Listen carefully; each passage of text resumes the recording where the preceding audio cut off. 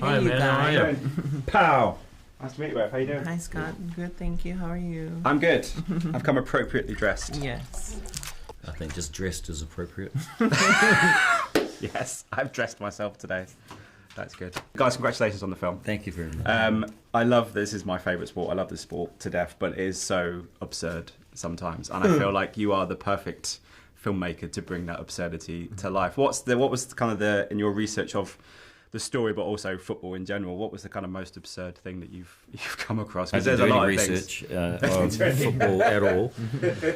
I feel like I'm probably the best person to tell certain stories about certain things because I don't know anything about them. I think I was probably one of the best people to tell a story about Nazis because I didn't do any research and didn't know anything really about what made them tick.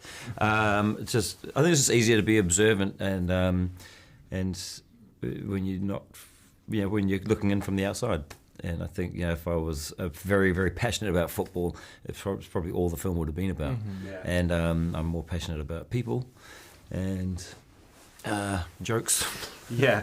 How did you compare the kind of jokes and kind of action stuff with Marvel compared to film and football? Because it's a difficult thing to put on screen. But if you notice that in most of in all the characters in the Marvel films and all the characters in all my films, they're all ridiculous, and in some ways they're all losers, and that's my favourite category. It's just that sort of the absurd, silly, clumsy, losery quality about human beings. Yeah.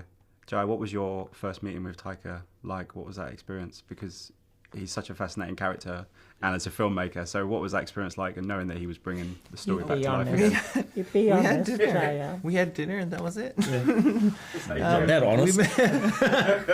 We met in Hawaii in 2016, was it? With Steve Jameson and Mike Brett, and Taika had expressed, I knew coming into the dinner that Taika was interested in telling the story, but I didn't realize that it was that kind of meeting where, details and his interest was to make Jaya one of the lead characters. And thankfully, it all worked out. In the documentary, Jaya is one of the many stories that make up that story. But I found Jaya to be the most interesting character. You and Thomas. And then I took those real life characters and I just completely changed them.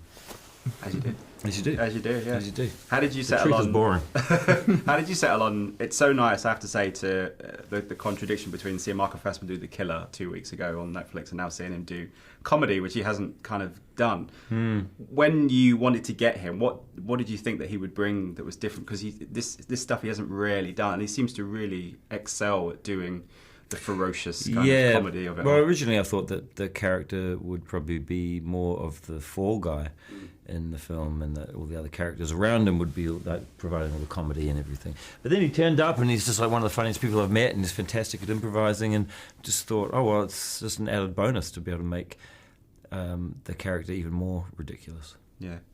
One of the things I loved about your team is kind of it reminded me of playing football at school, and that you have that kind of camaraderie that kind of maybe gets lost if people turn professional.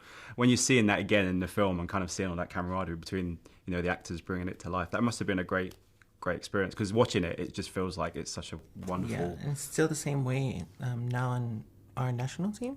We're just preparing for the Pacific Games, and a lot of times it feels like we're resetting every tournament season because a lot of the senior players end up leaving the island and pursuing higher education or joining the military, and we get a new set of younger players that are semi-developed and not seasoned in on the senior national level. So naturally we have the chemistry as mediocre soccer players, but there is a gap between the ages that makes it difficult for us to actually, achieve goals. And yeah. As a final question, you might be able to answer this better than Taika, as he's done no research, but what would you... VAR, would you get rid of it? What would you do with VAR? Because I feel like it's ruining my sport. I like it. Video assistant referee. I'm sure people in the room probably know what it is. Personally, I'd like to get rid of it too, based on what it did to my team in the Rugby World Cup. Is it in rugby now as well? Well, we call it TMO, which is the the ref that they go to upstairs, Yeah, which is like basically stop starting every shot, and it's like slowing things down and seeing frame by frame. And the TMO got it wrong in this last rugby game, and they disallowed a try that should have been allowed. Yeah, I'm not bitter. I think Michael will say that about his team with my team when I go and speak to him in a minute. That might cause some consternation. You get rid of it though, right? No. You would keep it? I like it. You like it? I think it's the most fair you can be in. Yeah. And referees can't see everything. Yeah. I don't know if I agree, but hey, I will say for now I agree. Guys, thank you so much for your time. Thank you, Pleasure mate. talking to you. Thank you so much. Cheers. See you. Thank you so much. Ladies and gentlemen, you're watching Hey You Guys! Hey, you guys! Hey you guys! Hey, that's what they all say. Hey you guys!